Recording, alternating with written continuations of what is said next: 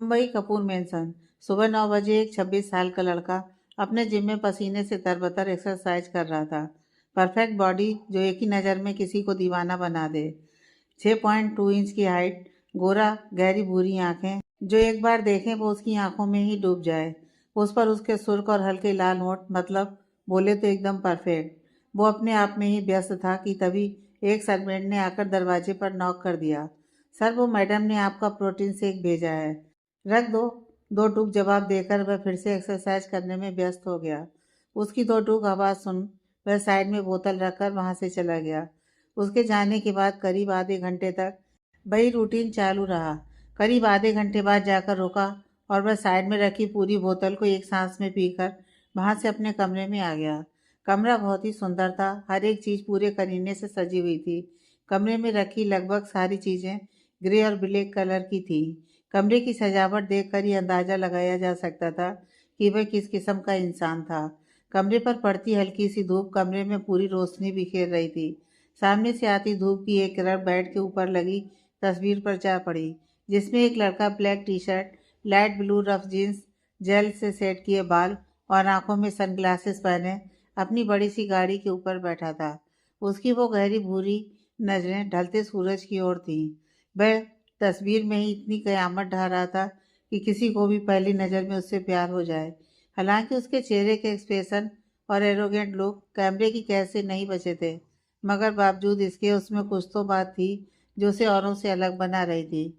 वह लड़का कमरे में आया तो रिमोट से अपने रूम के सारे पर्दे उसने खोल दिए और बालकनी में जाकर उसने पौधों को पानी दिया और टॉवल लिए बाथरूम में चला गया।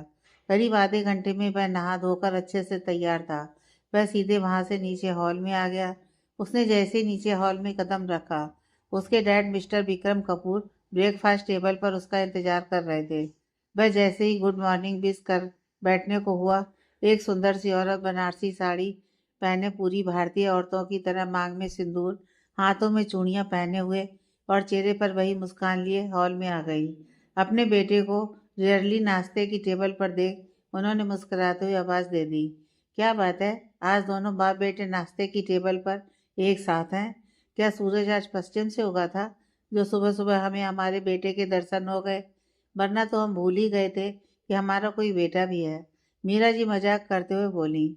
उनकी बात सुनकर, माँ आपको तो पता है ना, अपनी माँ को हक करते हुए वह दोनों के पैर छूकर चेयर पर बैठ गया।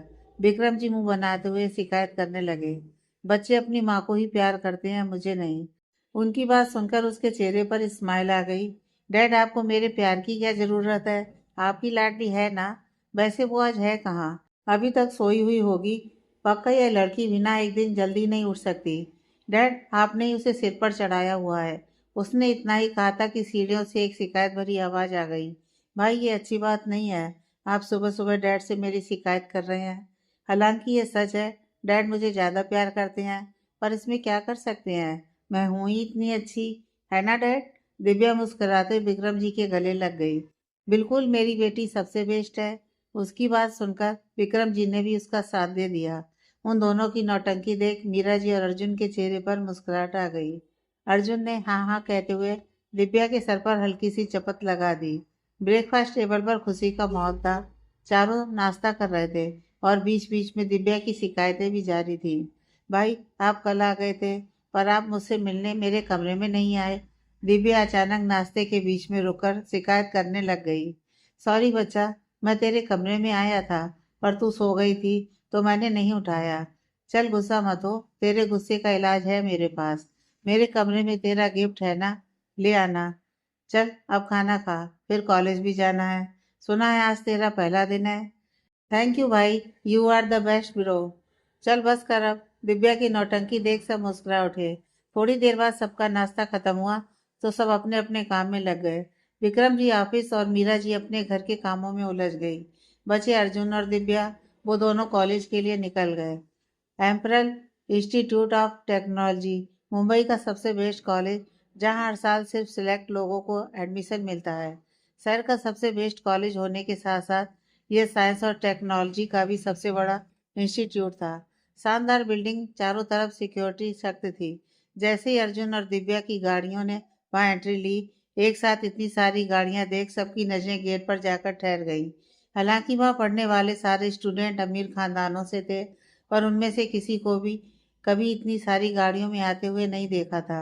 इसलिए सबको हैरानी हो रही थी कि आखिर कौन आया। उन सबकी उत्सुकता के बीच ड्राइवर ने मर्सिडीज का दरवाजा खोला। सबकी नजरें गाड़ी से बाहर आ रहे शख्स पर जाकर ठहर गईं। ब्लैक सूट और ब्लैक ड्रेसअप में, आंखों पर गॉगल्स लगाए। जैसे ही अर्जुन बाहर उतरा, सबकी धड़कनें रुक गईं, स्पेशली वहां खड़ी लड़कियों की।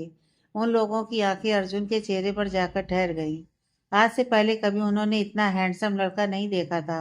उन सबकी नजरें अपने ऊपर देख अर्जुन ने सबको इग्नोर कर दिया और गाड़ी की दूसरी साइड जाकर अपनी बहन के लिए गाड़ी का दरवाजा खोल दिया। अर्जुन ने जैसे ही दरवाजा खोला, खूबसूरत सिल्वर रंग की हील्स पहने दिव्या ने बाहर कदम रखा। जैसे ही सबकी नजर दिव्या पर पड़ी, सांसें रोकने की बारी अब लड़कों की थी।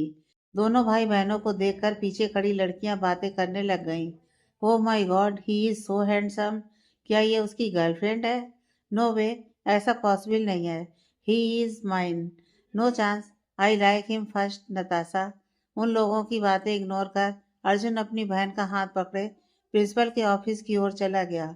उन दोनों ने प्रिंसिपल के कमरे में कदम रखा तो प्रिंसिपल खुद उठकर उनका वेलकम करने आ गए।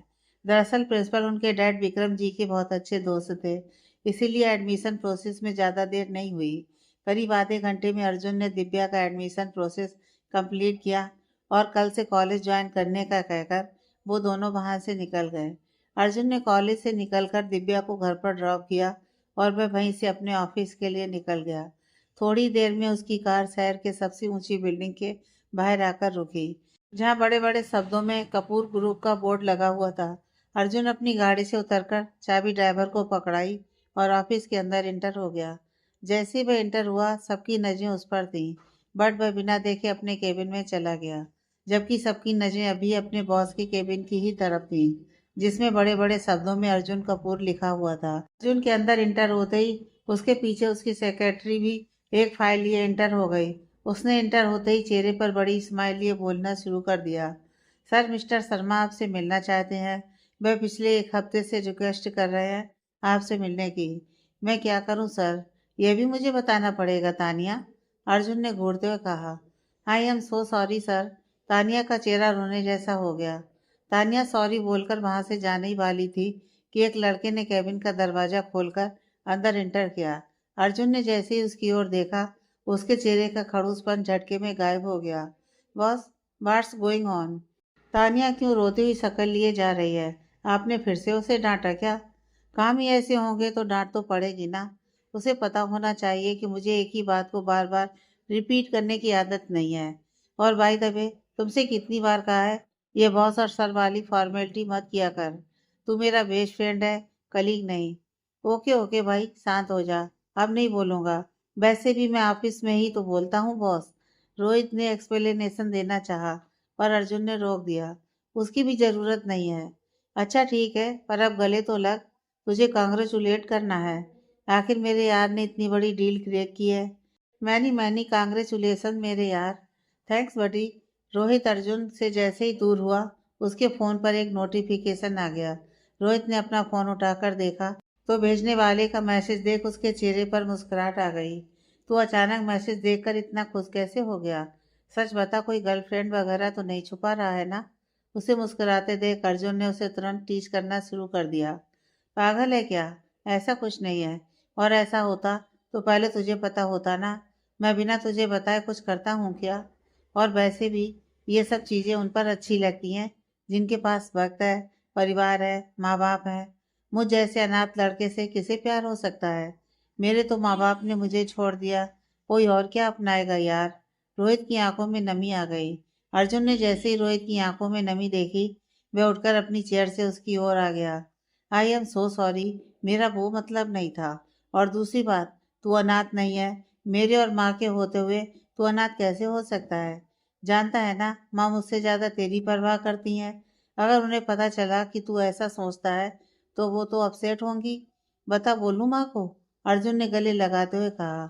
नहीं, तू ऐसा नहीं करेगा, वरना मैं बात नहीं करूँगा। रोहित ने झट से मना कर दिया। रोहित का मॉम को लेकर रिएक्शन देखकर अर्जुन मुस्कुरा दिया। अर्जुन और रोहित कॉलेज में एक दूसरे से मिले थे। वहीं से ये एक दूसरे को जानते थे। रोहित को कपूर फैमिली में भी सब जानते थे। और तो और वह मीरा जी का लाडला था। रोहित ने अनाथ आश्रम में रहकर भी अपनी मेहनत से 12th में टॉप किया था और स्कॉलरशिप बेस पर मुंबई यूनिवर्सिटी में एडमिशन लिया था। वहीं उन दोनों की मुलाकात भी हुई थी और तब से लेकर अब तक दोनों गहरे दोस्त बन गए थे। सिंह निवास एक बहुत ही सुंदर पर बड़ा ही खूबसूरत घर, जिसके आंगन में तरह तरह के सुंदर फूल लगे हुए थे। मतलब कि बहुत ही खूबसूरत गार्डन बना हुआ था और गार्डन की दूसरी ओर झूला लगा हुआ था। जैसे ही घर में एंटर हुए तो हॉल के दूसरी साइड में बने खूबसूरत मंदिर के सामने 40-42 साल की महिला हाथ में पूजा की थाली लिए अपनी धुन में आरती करने में व्यस्त थी। उनकी मधुर आवाज पूरे घर में गूंज रही थी। हो, हे गोपाल कृष्णा, करूं आरती तेरी। हे प्रियापति, मैं करूं आरती तेरी। तुझ पे हो कान्हा बलि बलि जाऊं, सांझ सवेरे तेरे गुण गाऊं। प्रेम में रंगी मैं रंगी भक्ति में तेरी। हे गोपाल कृष्णा, करूं आरती तेरी। हे प्रियापति, मैं करूं आरती तेरी। जब वो औरत आरती की थाली लेकर पीछे घूमी तो उनका पैर उनकी साड़ी में फंस गया और थाल उनके हाथ से नीचे गिरती उससे पहले दो हाथों ने उन्हें और थाल दोनों को संभाल लिया था। उस औरत के चेहरे पर एक प्यारी सी मुस्कान आ गई। उन्हें संभालने वाला कोई और नहीं बल्कि उनके पति थे, मिस्टर हर्षवर्धन सिंह। ये बैंक में ब्रांच के हेड ऑफिसर थे और वो औरत थी मिसेस ममता हर्षवर्धन सिंह। ये हाउसवाइफ हैं। वो दोनों अपने आप को संभाल कर खड़े हो गए। तभी उन्होंने नजरें उठाकर देखा तो हर्षवर्धन जी की माँ वसुंधरा सिंह और उनका बेटा कबीर सिंह दोनों को देखकर मुस्कुरा रहे थे। यह देखकर ममता जी के गाल शर्म से लाल हो गए और वो प्रसाद लेने के बहाने वहां से चली गईं। कबीर और वसुंधरा जी जोर से हंस पड़े उनकी हालत देखकर। हर्ष जी सबका ध्यान दूसरी तरफ लाते हुए, अच्छा माँ, ये बताइए हमारी लाडू कहाँ है? रोज सुबह तो सबसे पहले आती है पूजा करने के लिए, लेकिन आज दिखाई नहीं दे रही है। ममता जी किचन से आते हुए, आपके लाड प्यार ने ही बिगाड़ रखा है उसको। पता नहीं क्या कर रही है सुबह से। आज तो रूम के बाहर ही नहीं निकली। हर्ष जी, नहीं, सोनिया ऐसा तभी करती है जब वो किसी बात से परेशान होती है। तभी वो खुद को अकेले रहना पसंद करती है। जरूर कुछ बात है। हर्षवर्धन जी की बात सुनकर ममता जी, दादी और कबीर भी परेशान हो गए। कबीर, पापा, मैं बुलाकर लाता हूँ सोनिया को। ममता जी सीढ़ियाँ चढ़ते हुए, नहीं, तुम फ्रेश होके आओ, मैं देखती हूँ उसे। हर्षवर्धन जी ने कबीर को आंखों ही आंखों में जाने से मना कर दिया। कबीर चुपचाप अपने कमरे में चला गया। वहीं वसुंधरा जी भी परेशान हो गईं। हर्षवर्धन जी उन्हें डाइनिंग टेबल की ओर लेकर चले गए। एक लड़की अपने रूम में खिड़की पर बैठी कुछ सोच रही थी। लंबे स्ट्रेस बाल जो उसकी कमर तक आ रहे थे और नीचे से हल्की करली बाल खुले होने की वजह से उसका चेहरा ढका हुआ था। यह है सोनिया सिंह।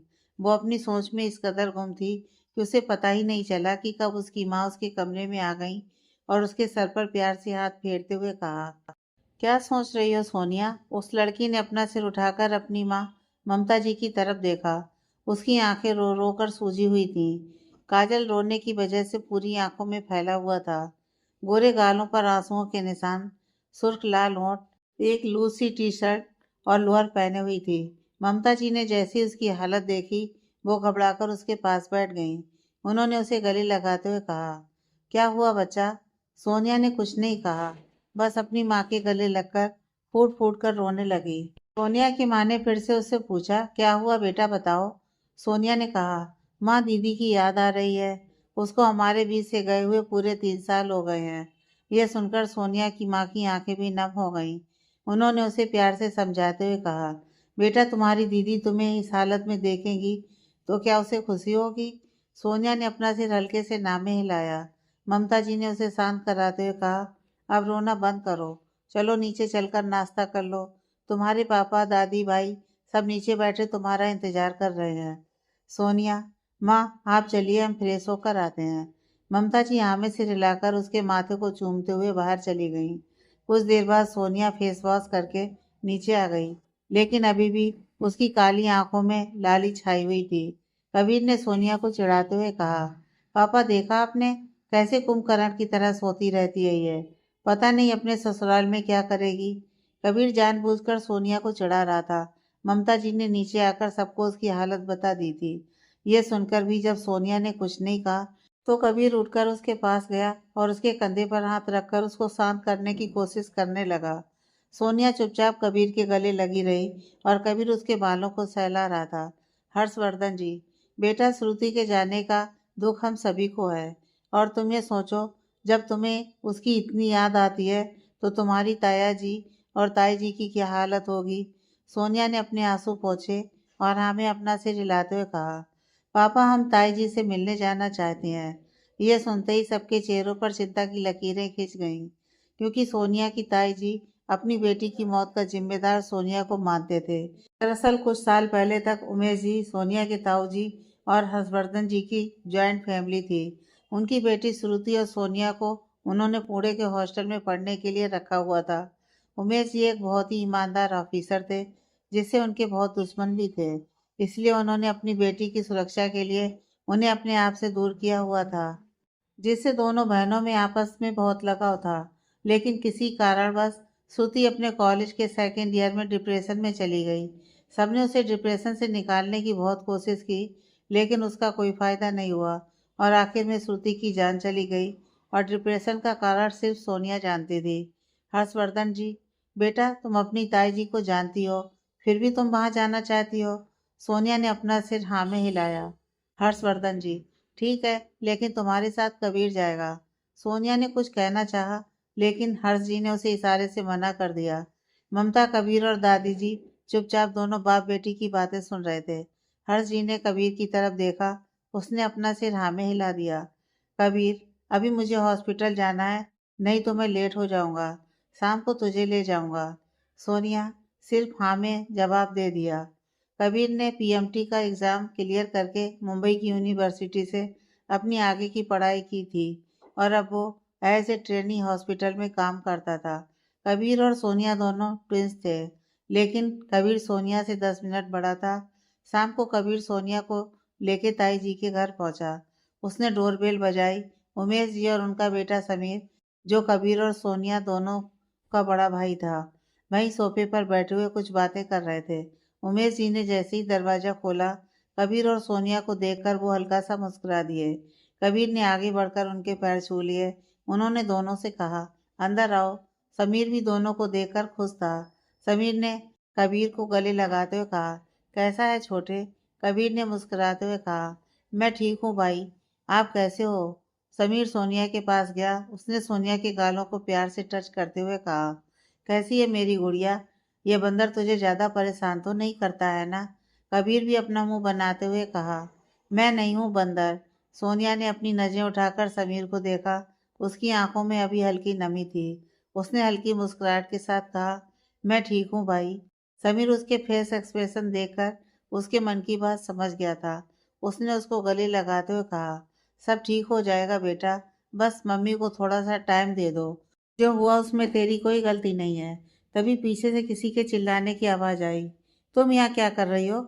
मेरी बेटी को मार के तुम्हें शांति नहीं मिली, अब किसे मारना है बताओ? सबने पीछे मुड़कर देखा तो रमा जी गुस्से में कांप रही थी। समीर भागते हुए उनके पास गया। माँ आप शांत हो जाइए, कुछ नहीं हुआ है। सोनिया तो बस मिलने आई है हम सबसे।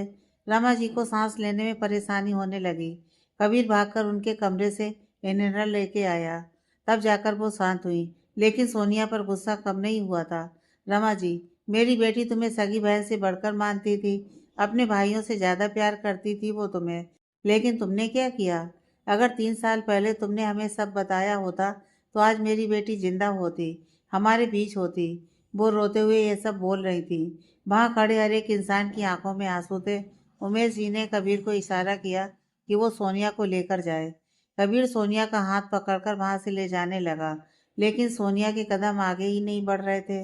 वो ऐसे ही खड़ी रही। उमेश जी ने उसके पास आकर कहा, सोनिया बेटा, घर जाओ कबीर के साथ, हम आपसे बाद में बात करेंगे। सोनिया ने उनकी आंखों में देखा। उमेश जी की आंखों में नमी के साथ रिक्वेस्ट भी कर रहे थे। सोनिया चुपचाप वहां से चली गई। उमेश जी और समीर ने रमा जी को शांत करके उन्हें दबा खिलाकर अपने कमरे में भेज दिया। कार में कबीर लगातार सोनिया को समझा रहा था, लेकिन सोनिया चुपचाप खिड़की के बाहर देख रही थी। घर आने पर भी जब सोनिया ने कुछ नहीं कहा और ना कार से उतरी, तो कबीर ने उसके साइड वाले डोर को ओपन किया। तब तक सोनिया रोते रोते सो चुकी थी। कबीर चुपचाप उसे गोद में उठाकर घर के अंदर ले आया। बाकी सब उसकी हालत देखकर परेशान हो गए। कबीर ने सबको शांत किया और उसके कमरे में जाकर उसको लेटा दिया और कंबल उड़ाकर उसके सर को हल्के से चूमकर बाहर आ गया। बाहर सब उसी का इंतजार कर रहे थे। उसने उमेश जी के यहाँ जो हुआ वो सभी को बता दिया। दादी रोते हुए बोली, पता नहीं रमा को क्या परेशानी है। हम भी जानते हैं जो हुआ उसमें सोनिया की गलती नहीं है। उमेश और समीर भी यही मानते हैं। वो शुरू से सोनिया से नफरत करती हैं और शुरू से उनको नीचा दिखाती आई है। कबीर उनके कदमों में बैठते हुए बोला, दादी समय दीजिए, सब ठीक हो जाएगा। सुबह तक सोनिया बिल्कुल ठीक हो जाएगी दादी जी। इतना समय दे बेटा, 3 साल हो गए फिर भी वो सोनिया को दोषी मानती हैं और जो काम उसने किया ही नहीं है उसके लिए। ममता जी, हर्षवर्धन जी और कबीर तीनों ने दादी को शांत करवाया। आज घर में किसी ने खाना नहीं खाया। कबीर ने दादी को थोड़ा बहुत खिलाकर दवाई खिला दी थी और सब अपने कमरे में सोने चले गए।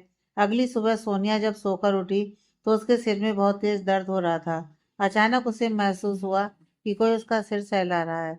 उसने अपनी एक आंख खोलकर देखा तो कबीर उसके बगल में बैठकर उसका सिर सहला रहा था।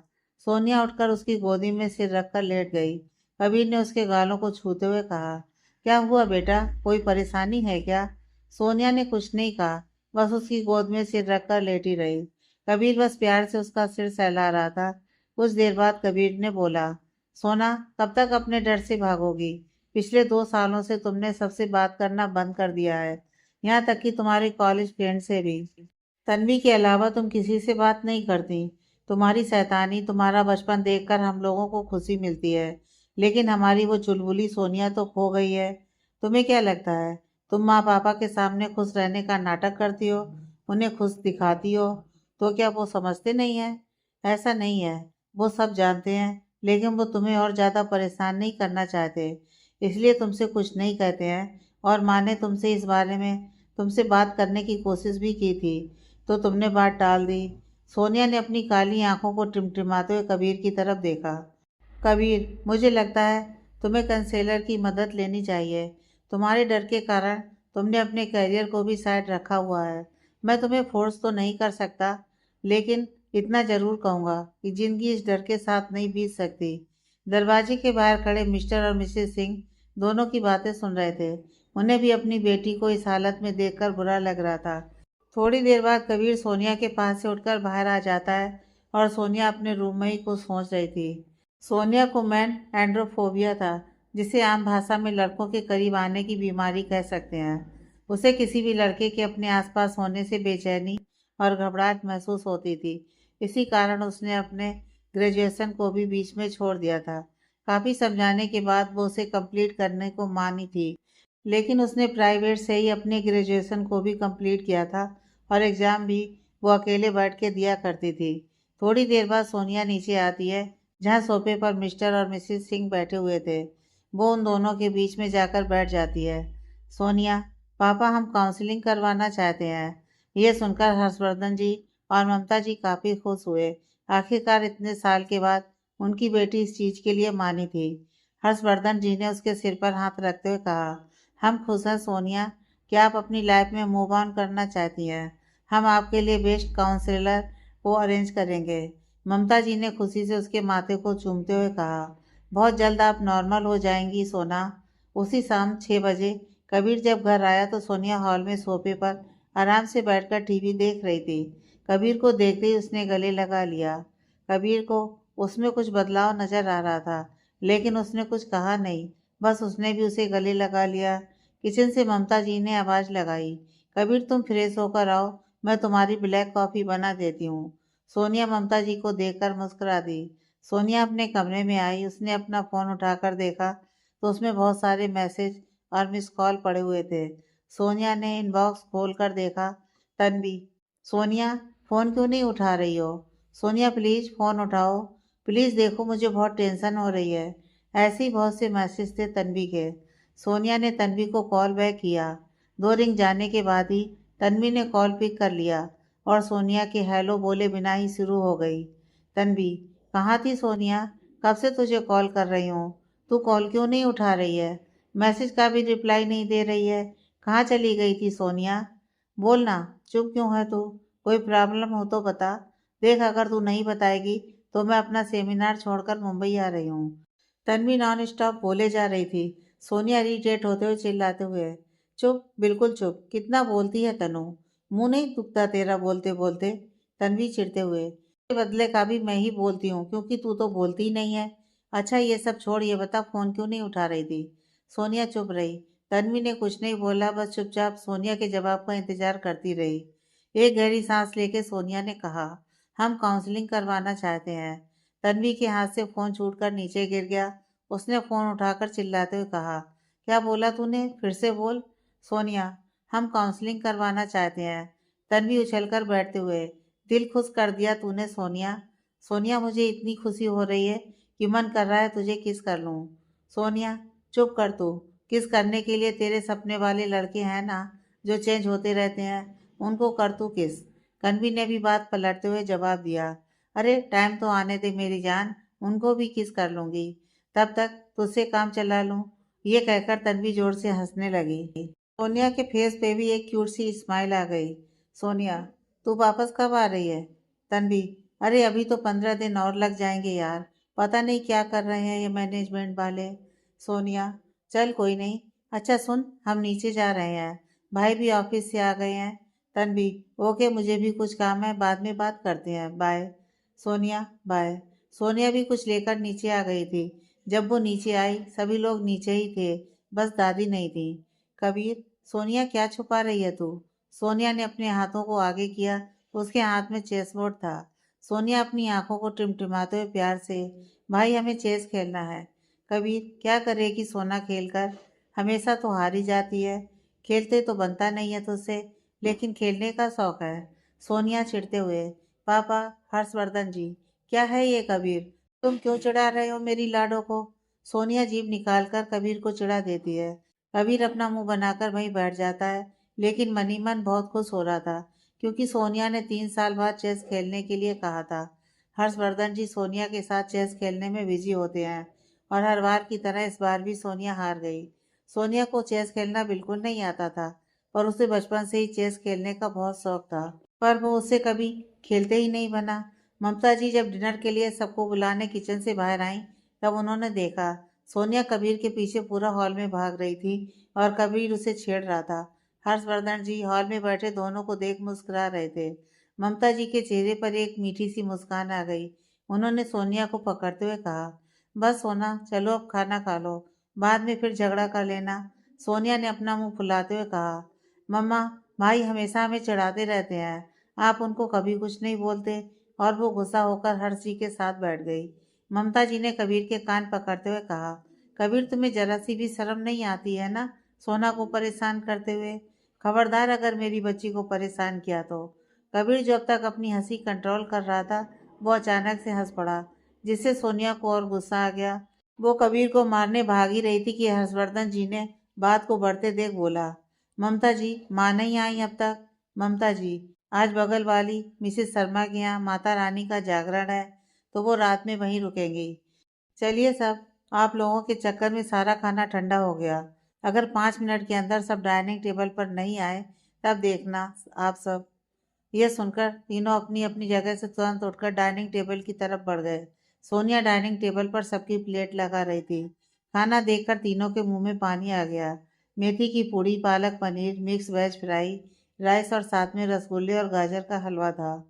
कबीर, माँ, आज कुछ स्पेशल है क्या? सारा खाना सोनिया की पसंद का है।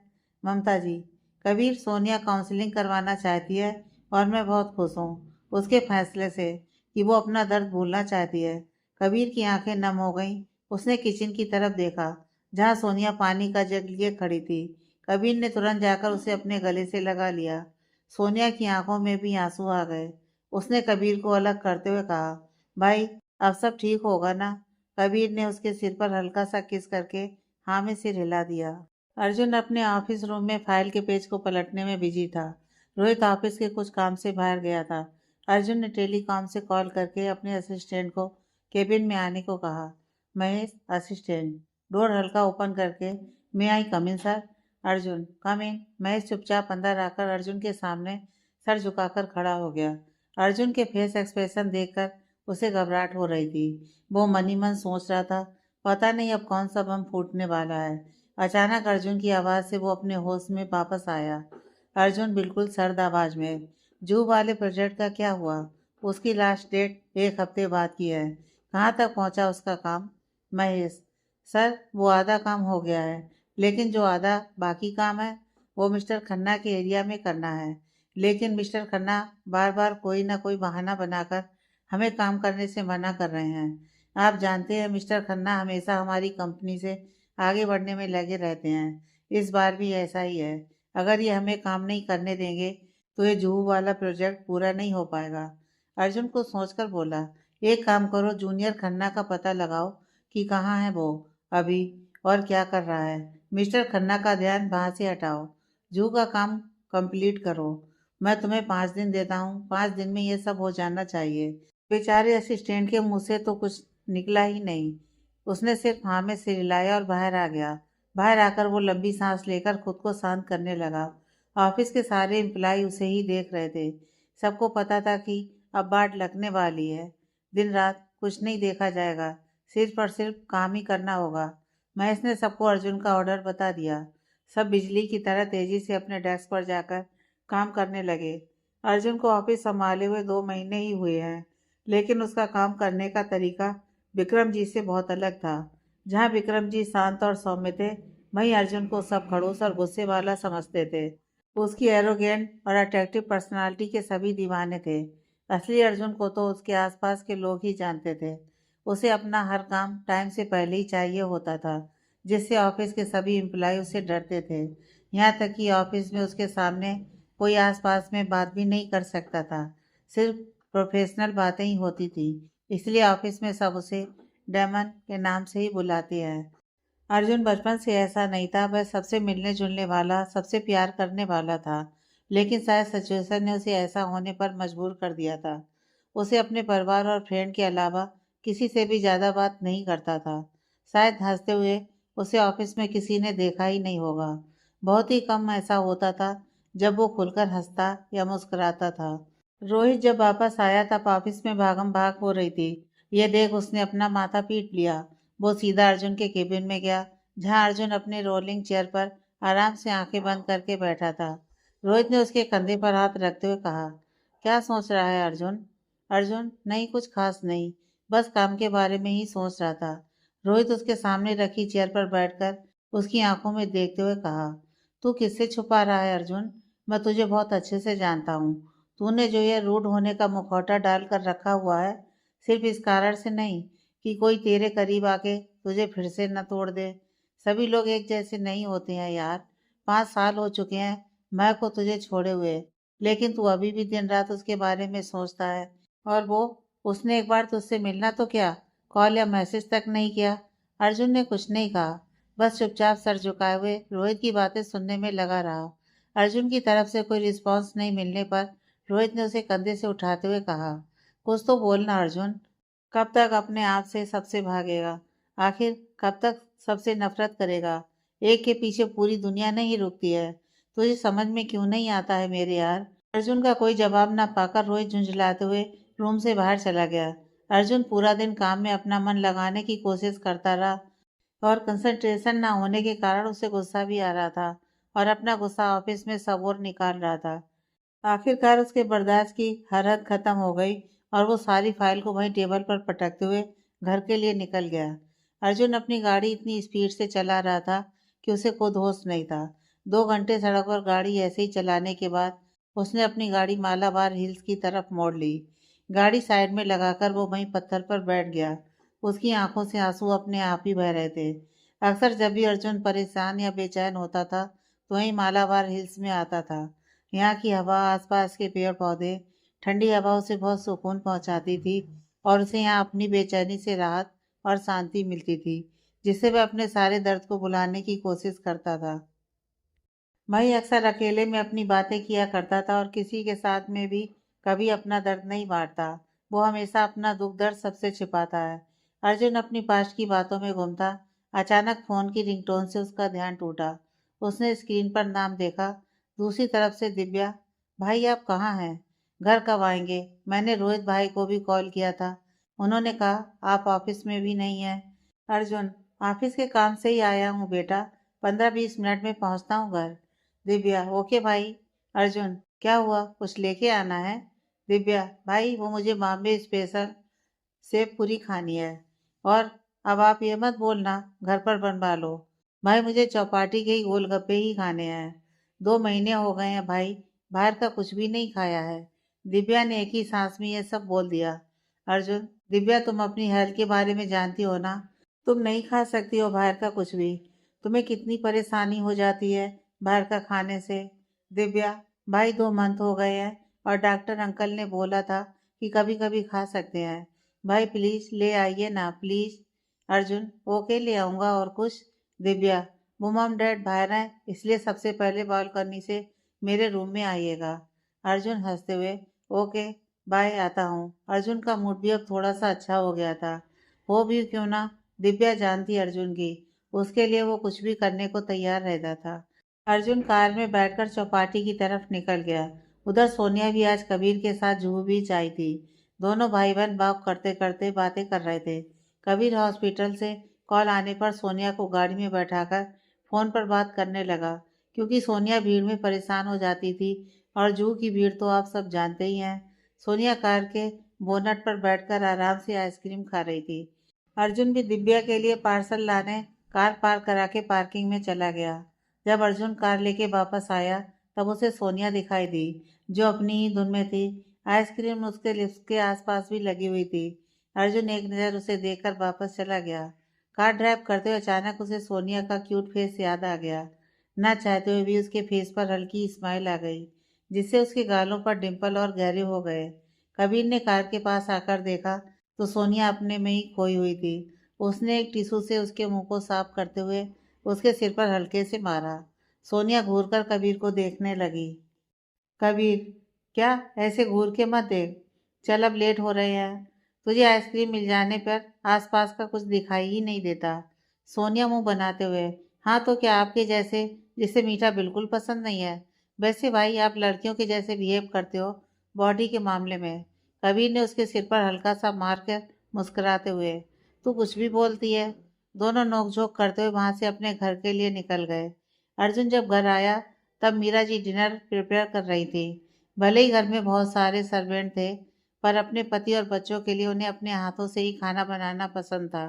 अर्जुन दबे पैर सीढ़ियों से ऊपर चला गया। दिव्या का रूम बंद था।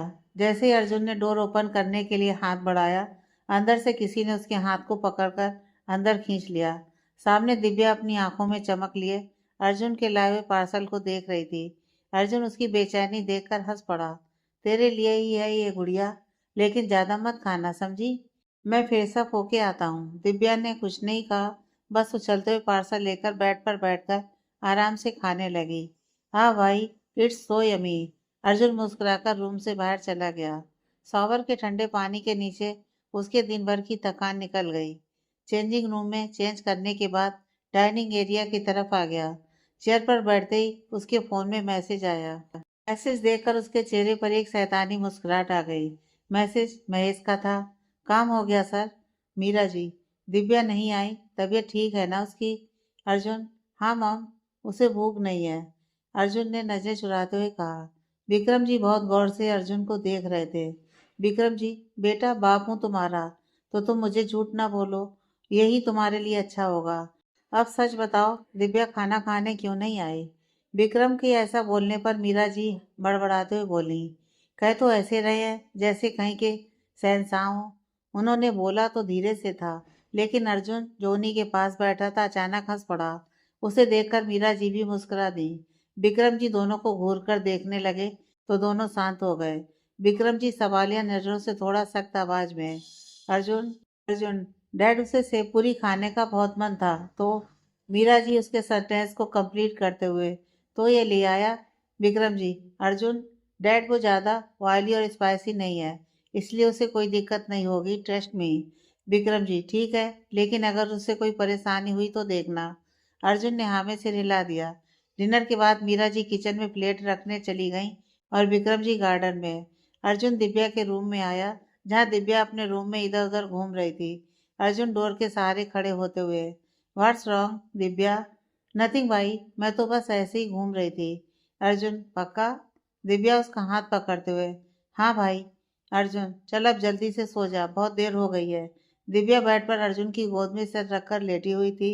अर्जुन उसका सिर सहलाते हुए उससे बातें कर रहा था। दिव्या अर्जुन की गोद में ही सो गई और अर्जुन भी बेड के कोने पर सर रखकर वहीं सो गया। दरवाजे पर खड़े विक्रम जी, जो दिव्या को देखने आए थे, वो मुस्कुराकर वहां से चले गए। दिव्या बचपन से ही ज़्यादा ऑयली और स्पाइसी खाना नहीं खा पाती थी। अगर कभी उसने भूल से कुछ खा लिया तो उसे बेचैनी और बूमेट होनी शुरू हो जाती थी। 2 दिन बाद अर्जुन अपने ऑफिस में टाइम से पहुंच गया।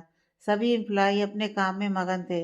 वो अपने केबिन की तरफ चला गया, जहां उसके केबिन के बाहर रोहित और महेश दोनों ही उसका वेट कर रहे थे। वो दोनों को अंदर आने का इशारा करके केबिन में चला गया। Mahesh, sir mister Khanna, junior Khanna परसों रात के पब में पार्टी कर रहा था। हमारी एक एम्प्लॉय की हेल्प से हमने मिस्टर खन्ना को एक प्राइवेट रूम में बुलाकर उसे मोलेस्ट करने के क्राइम में पुलिस स्टेशन भेज दिया और हमारे एम्प्लॉय की सारी इंफॉर्मेशन सीक्रेट रखी गई है, जिससे कभी मिस्टर खन्ना कोई इन्वेस्टिगेशन करवाते भी हैं तो हमारी एम्प्लॉय की इज्जत पर कोई बात नहीं आएगी। जिसका फ़ायदा उठाते हुए हमने उनके एरिया में काम शुरू करवा दिया है और काम भी अगले 2 दिनों में कंप्लीट हो जाएगा। महेश ने एक ही सांस में अपनी पूरी बात कह दी। यह सब सुनकर अर्जुन के चेहरे पर एक शैतानी मुस्कुराहट आ गई। सोनिया तन्वी को लेने एयरपोर्ट गई हुई थी। तभी दिल्ली से आने वाली फ्लाइट की अनाउंसमेंट हुई। सोनिया की नज़रें सामने की तरफ ही थी, जहां उसे एक लड़की आती हुई दिखी। हाइट 5 फुट 4 इंच, गोरा रंग, ब्लैक आंख में काजल, हैवी हेयर, चबी चिक्स। अब भाई, कुली पंजाबी फैमिली से है तो गोल मटोल होना तो बनता है। लाइट पिंक क्रॉप टॉप के साथ वाइट शर्ट, ब्लू जीन्स, एक हाथ में बाज और एक हाथ में अपने बैग को पकड़े, कान में ईयरफोन्स लगाए अपनी धुन में चली आ रही थी। सोनिया तन्वी के सामने जाकर खड़ी हो जाती है। तन्वी सोनिया को देखते ही खुशी से सोनिया सोनिया अपना सिर हाँ में हिलाकर उसके गले लग जाती है। तन्वी अपनी आंख मसलकर, क्या कर रही है तनु? दिन में सपने मत देख। तन्वी अपना सिर झटककर, सोनिया यहाँ कैसे होगी? वो घर पर होगी। वो खुद ही बड़बड़ा रही थी, लेकिन सोनिया के गले लगाने से वो अपने होश में वापस आती है। सोनिया, हाँ मैं ही हूँ। ज्यादा ओवर रिएक्ट करने की जरूरत नहीं है, समझी? तन्वी, मतलब तू सच में ही है? तन्वी सच में शौक में थी। सोनिया उसे पिंच करते हुए, तनु ड्रामा बंद कर अब। तन्वी, ओके चल अब सीरियसली बातें करते हैं।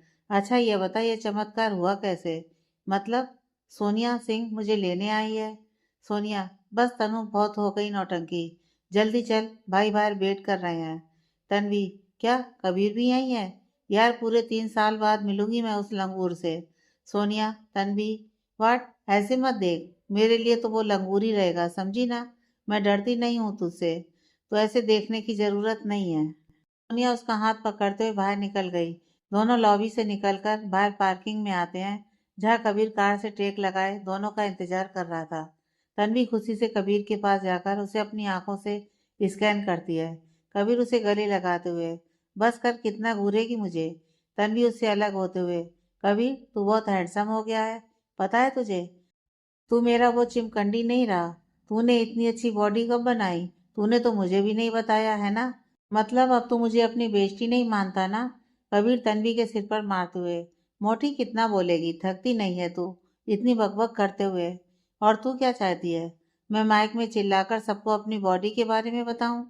तन्वी मुंह बनाते हुए, बाहर में जा कमीने, मुझे तुझसे बात ही नहीं करनी। सोनिया, जो बहुत देर से शांति से दोनों का ड्रामा देखकर बोर हो चुकी थी, कबीर से, भाई हम कैब लेके जा रहे हैं, जब आप दोनों का हो जाए तब आप दोनों आ जाना। कबीर तन्वी दोनों सोनिया को पकड़ते हुए एक साथ, अरे नहीं हमारा भी हो गया। सोनिया ये देखकर मुस्कुरा देती है और तीनों वहां से घर के लिए निकल जाते हैं। कबीर, तन्वी, सोनिया ये तीनों बचपन से एक ही क्लास में पढ़ते थे। केबिन में सोनिया श्रुति के साथ उसकी दादी के घर चली गई थी। वहीं 12th के बाद कबीर को एम्स में एडमिशन मिल गया था और तन्वी दिल्ली में अपनी बड़ी बहन काजल के पास चली गई थी, जो दिल्ली से लॉ की प्रैक्टिस कर रही थी। वहां से उसने फैशन डिजाइनिंग का कोर्स किया। सिंह निवास। कार रुकते ही तन्वी सोनिया का हाथ पकड़ते हुए डोरबेल बजाती है। ममता जी तन्वी को देखकर बहुत खुश हो जाती हैं। वो उसे गले लगा लेती हैं। उनके गले लगते ही तन्वी की आंखों में आंसू आ जाते हैं। तन्वी के मॉम डैड की डेथ उसके बचपन में ही हो गई थी। तब ममता जी और हर्ष जी ने ही दोनों बहनों को संभाला था। तन्वी को तो ममता जी के रूप में दूसरी माँ मिल गई थी। वहीं ममता जी को तन्वी और काजल के रूप में अपनी बेटियां। वो दोनों ममता जी को मौसी कहकर बुलाती थी। ममता जी तन्वी के आंसू पोंछते हुए, कैसा है मेरा बच्चा? कबीर अंदर आते हुए, माँ आप किससे पूछ रही हैं? ये यहाँ ये होती है, वहाँ कुछ ठीक नहीं होता। तन्वी मुंह बनाते हुए, मौसी आप इसकी बात पर ध्यान मत दो। आप प्लीज मुझे कुछ खाने को दे दीजिए ना, मुझे बहुत तेज भूख लगी है। मैंने 3 घंटे से कुछ नहीं खाया है। कबीर फिर तन्वी को चिढ़ाते हुए, 3 घंटे हुए हैं, दिन नहीं, भुक्कड़ कहीं की। तन्वी उसे मारती हुई इससे पहले ही ममता जी बीच में आते हुए, ममता जी अच्छा चलो अब लड़ना छोड़ो। सोनिया कबीर जाओ तुम दोनों फ्रेश होकर आओ, मैं तब तक कुछ बनाती हूँ। और तन्वी तुम थोड़ा रेस्ट कर लो। सोनिया और कबीर के जाने के बाद तन्वी दादी के पास जाती है जो कोई भूख पड़ रही थी, उनके गले में अपनी बाहें डालते हुए। हे स्वीटी। दादी उसे इग्नोर करके अपनी भूख पड़ती रहती हैं। तन्वी दादी को प्यार से मनाते हुए, हाय मेरी डार्लिंग तो दिन ब दिन और जवान होती जा रही है। कसम से स्वीटी, आप तो मॉडल को भी पीछे छोड़ दो। दादी तन्वी की बातों से मनी मन मुस्कुरा रही थी, लेकिन उन्होंने अपने फेस एक्सप्रेशन सख्ती रखे। तन्वी उन्हें मस्का मारकर मनाने की कोशिश कर रही थी और आज दादी भी फुल मूड में थी तनु को परेशान करने के लिए। थककर तन्वी हर्ष जी के पास जाती है और जैसे ही उनके पैर छूने जाती है, हर्ष जी उसे कंधे से पकड़कर ऊपर उठाते हुए, तनु कितनी बार हमने आपको मना किया है, हमारे घर में बेटियों से पैर नहीं पड़वाते हैं। तन्वी इनोसेंट फेस बनाकर, तो आप अपनी इस बेटी को गले ही लगा लीजिए ना अंकल। हर्ष जी उसे अपने गले लगाते हुए, हमेशा खुश रहिए। तन्वी हर्ष जी के पास बैठते हुए, कैसे हैं आप अंकल? तनु दादी को तिरछी नजरों से देखते हुए, वैसे अंकल आप सबकी लाडली, कज्जो ने आप सबके लिए अपने हाथ का बना हुआ टेस्टी पंजाबी खीर रखी हुई है और दादी के लिए तो स्पेशली शुगर फ्री बनाकर रखी है। पर कोई नहीं, दादी को तो खाना ही नहीं है ना। दादी, हर्ष इसे बोल, इसने नहीं बनाई है, कज्जो ने बनाई है और मैं तो खाऊंगी, देखती हूँ कौन रोकता है। हर्ष जी और तन्वी एक दूसरे को देखकर हंस पड़ते हैं। तन्वी दादी के पास आकर उनके गाल पर किस करते हुए, मान भी जाइए ना स्वीटी, पक्का आप कहीं नहीं जाऊंगी आपको छोड़कर, और अगर जाना भी पड़ा तो आपसे इतने दिन दूर नहीं रहूंगी। दादी भी उसके कान पकड़ते हुए कहती हैं, अगली बार ये सब पैतरे नहीं चलेंगे समझी। तन्वी मुस्कुराकर से हिला देती है।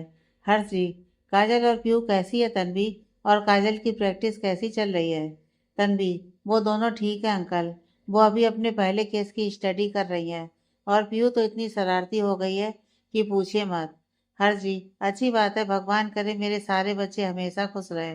तन्वी बहुत देर हर्ष जी और दादी जी से बातें करती रही। तब तक कबीर और ममता जी भी उनके पास आ गए। तन्वी को सोचते हुए हर्ष जी का हाथ अपने हाथ में लेते हुए, अंकल मुझे आपसे सोनिया के बारे में बात करनी है। चारों बहुत ध्यान से तन्वी की बातें सुनने लगे। हर्ष जी ने सिर हिलाकर उसे हामी दी। तन्वी, कबीर ने मुझे सोनिया की काउंसलिंग के बारे में बताया।